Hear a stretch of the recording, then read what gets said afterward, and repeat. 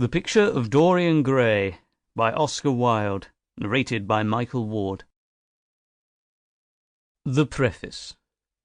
The artist is the creator of beautiful things. To reveal art and conceal the artist is art's aim. The critic is he who can translate into another manner, or a new material, his impression of beautiful things. The highest as the lowest form of criticism is a mode of autobiography. Those who find ugly meanings in beautiful things are corrupt without being charming. This is a fault. Those who find beautiful meanings in beautiful things are the cultivated. For these there is hope. They are the elect, to whom beautiful things mean only beauty. There is no such thing as a moral or an immoral book. Books are well written or badly written. That is all. The 19th century dislike of realism is the rage of Caliban seeing his own face in a glass. The 19th century dislike of romanticism is the rage of Caliban not seeing his own face in a glass. The moral life of man forms part of the subject matter of the artist, but the morality of art consists in the perfect use of an imperfect medium. No artist desires to prove anything. Even things that are true can be proved. No artist has ethical sympathies. An ethical sympathy in an artist is an unpardonable mannerism of style. No artist is ever morbid. The artist can express everything. Thought and language are to the artist instruments of an art. Vice and virtue are to the artist materials for an art. From the point of view of form, the type of all the arts is the art of the musician. From the point of view of feeling, the actor's craft is the type. All art is at once surface and symbol. Those who go beneath the surface do so at their peril. Those who read the symbol do so at their peril.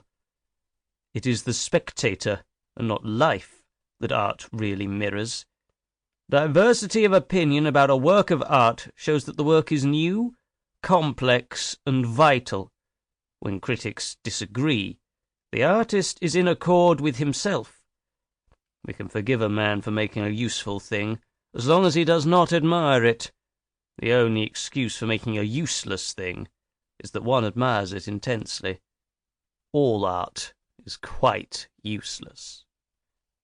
Oscar Wilde. Chapter 1.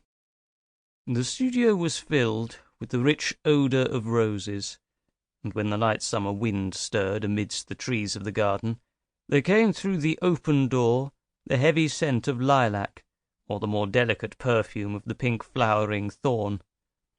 From the corner of the divan of Persian saddlebags on which he was lying, smoking, as was his custom, innumerable cigarettes, Lord Henry Wotton could just catch the gleam of the honey-sweet and honey-coloured blossoms of a laburnum, whose tremulous branches seemed hardly able to bear the burden of a beauty so flame-like as theirs.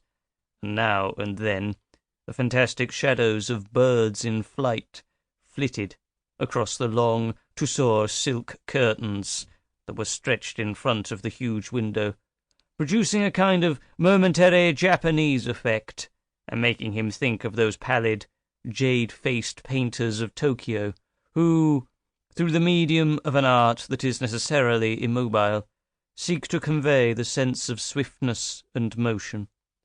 The sullen murmur of the bees, shouldering their way through the long, unmown grass, or circling with monotonous insistence round the dusty gilt horns of the straggling woodbine, seemed to make the stillness more oppressive. The dim roar of London was like the bourdon note of a distant organ.